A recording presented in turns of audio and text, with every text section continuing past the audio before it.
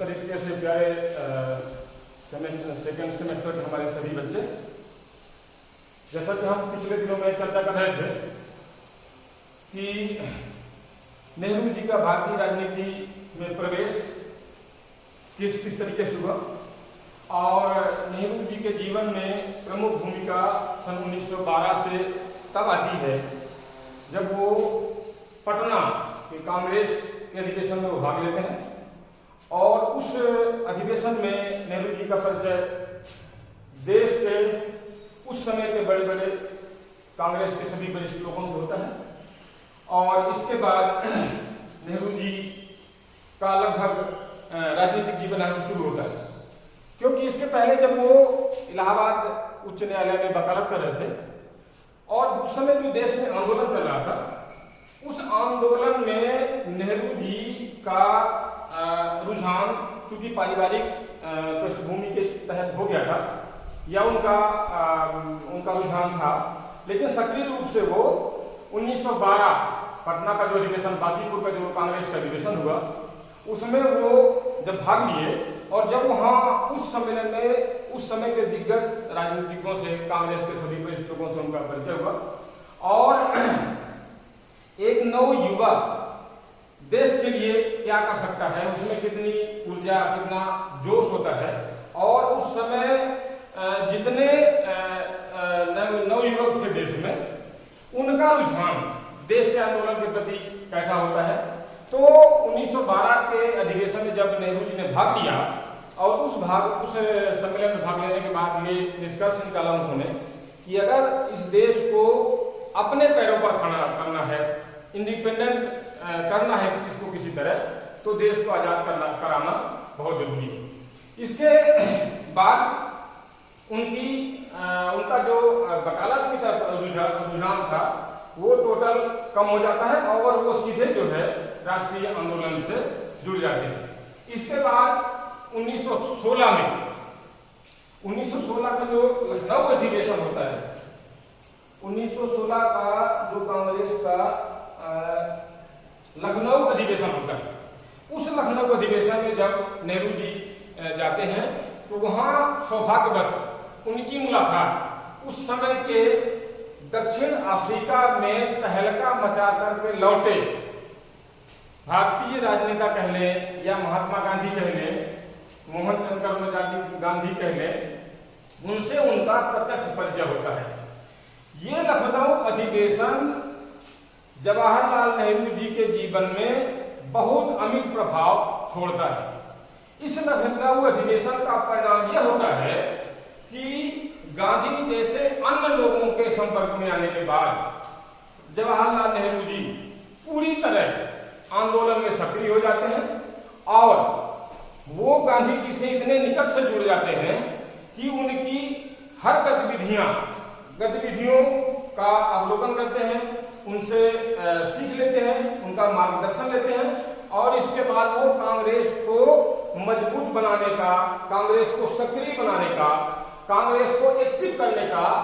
काम करते हैं। इसमें उनकी विशेष भूमिका हो जाती है और इस मुलाकात का जो परिणाम है वो हुआ कि गांधी जी उनको अपना सच्चा उत्तराधिकारी यहां से मानने लगते हैं और गांधी को यह विश्वास हो जाता है कि इस बालक में जो है बहुत कुछ करने की क्षमता है और ये बालक जो है बहुत कुछ कर सकता है। इसके बाद राजनीति के तमाम वो सारे बिंदु या पॉइंट जिनसे गांधी जी चूंकि इसके पहले अवगत हो चुके थे और गांधी जी उसको संपन्न कर चुके थे और गांधी जी ने दक्षिण अफ्रीका में एक प्रयोग किया था और उस प्रयोग का परिणाम ये हुआ कि वहां जन जागृति पैदा हुई। तो ये जन जागृति हमारे देश में भी लगभग उसी तरह आवश्यक थी और उस जन जागृति का परिणाम जो है ये तय होना शुरू हो गया था कि कहीं ना कहीं एक दिन भारत को आजादी मिलेगी। इसके बाद नेहरू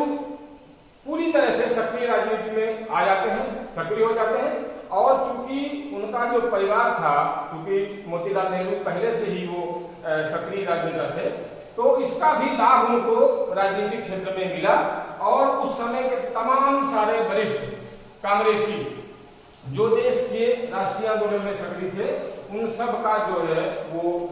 मार्गदर्शन सहयोग नेहरू को मिलता है। इसके बाद 18, 19 और 20 में नेहरू जी को सौभाग्य से यूरोप यानी विदेश की यात्रा करने का मौका मिलता है और उस यात्रा में जो है नेहरू का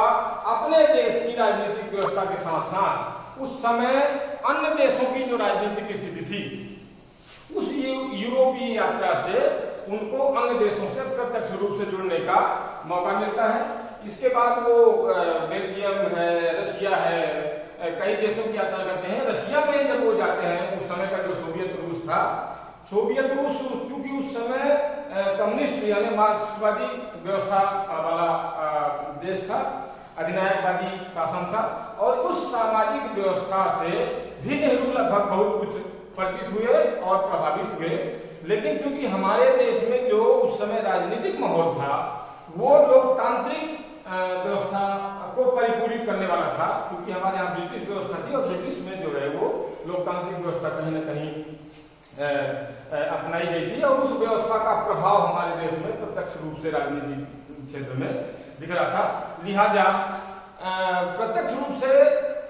साम्यवादी व्यवस्था को या समाजवादी व्यवस्था को अपने देश में अपनाना तो संभव नहीं था, लेकिन जो सामाजिक दृष्टिकोण है उससे नेहरू बहुत रूस से प्रभावित हुए और इस रूस की यात्रा ने उनके जीवन में समाजवाद की ओर उनको प्रेरित करने का एक सुअवसर दिया। इसके बाद 1921 का जो कांग्रेस का अधिवेशन होता है,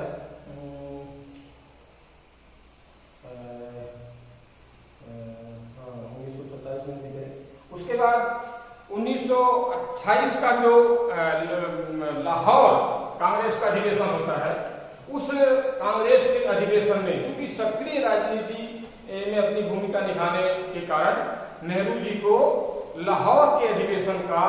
अध्यक्ष चुना जाता है और इस लाहौर के अधिवेशन का अध्यक्ष चुना जाना और नवयुवकों का कांग्रेस में प्रवेश हो जाना और नई नीतियों का कांग्रेस में एक तरह से आ जाना या छा जाना जो है वो लाहौर अधिवेशन में स्पष्ट हो गया। अभी तक जो कांग्रेस हमारे देश के लिए खुल करके आजादी की मांग या स्वराज की मांग नहीं करती थी, वो कहीं ना कहीं उदारवादी दृष्टिकोण अपनाते हुए डोमिनियन स्टेट या औपचारिक स्वराज की जो मांग करती थी, उस लाहौर अधिवेशन में, हाँ मैं एक बात और बताना भूल गया, 1920-21 में कांग्रेस के सम्मेलनों में नेहरू ने महात्मा गांधी के असहयोग आंदोलन को विशेष सहयोग और समर्थन दिया और कांग्रेस को असहयोग से जोड़ा। यहां से जब वो असहयोग से प्रत्यक्ष रूप से जुड़ते हैं तो गांधी के साथ साथ में नेहरू का भी प्रभाव राष्ट्रीय आंदोलन में प्रत्यक्ष रूप से अवलोकित होना शुरू हो जाता है। वही लाहौर अधिवेशन था जिस लाहौर अधिवेशन में पहली बार कांग्रेस ने अपने सम्मेलन में यह प्रस्ताव पास किया कि भारत को एक स्वतंत्र या पूर्ण स्वाधीन राष्ट्र होना चाहिए और इस प्रस्ताव ने भारत की राजनीतिक व्यवस्था में बहुत ही महत्वपूर्ण भूमिका निभाई। और इसी अधिवेशन के इसी प्रस्ताव के बाद भारत के कांग्रेस के संगठन ने यह निश्चित किया कि भारत में कभी भी अगर आजादी मिलती है, भारत को आजादी मिलती है, भारत में आजादी आती है, भारत स्वराज होता है, भारत को स्वराज प्राप्त होता है, तो इस तारीख को भारत यादगार के रूप में उसको हमेशा मनाएगा और उसी दिन से जो है वो 26 जनवरी को आजादी के रूप में जो है उस दिन से मनाया जाने लगा। आप लोगों को ध्यान होगा कि जब भारत का संविधान बना तो चूंकि संविधान 26 नवंबर 1949 को बन करके तैयार हो गया था, लेकिन इस 26 जनवरी की तारीख को यादगार बनाने के लिए हमारे देश के संविधान को 26 नवंबर 1950 को लागू किया गया और वो 26 जनवरी की तारीख भारतीय राजनीतिक इतिहास में जो है वो अमर हो। यहां से हम देखते हैं कि वो कांग्रेस अपने 40-42 साल के बाद पहली बार खुल करके राष्ट्रीय आंदोलन का नेतृत्व किया और उस कांग्रेस ने खुल करके अंग्रेजों से स्वराज्य की मांग जो है करने लगी। यहाँ से अंग्रेजों को ये आभास हो गया कि अब हम इस देश पर बहुत दिनों तक राज नहीं कर सकते हैं। जितना माने यहाँ के लोगों को जितना हम बांट सकें, जितना फोड़ सकें, या जितना दमन के रूप में जब तक शासन कर सकते हैं, बाकी ये ज्यादा दिन तक यहाँ जो है भारत को गुलाम बनाए रखना संभव नहीं है। इस तरीके से नेहरू जी का जो है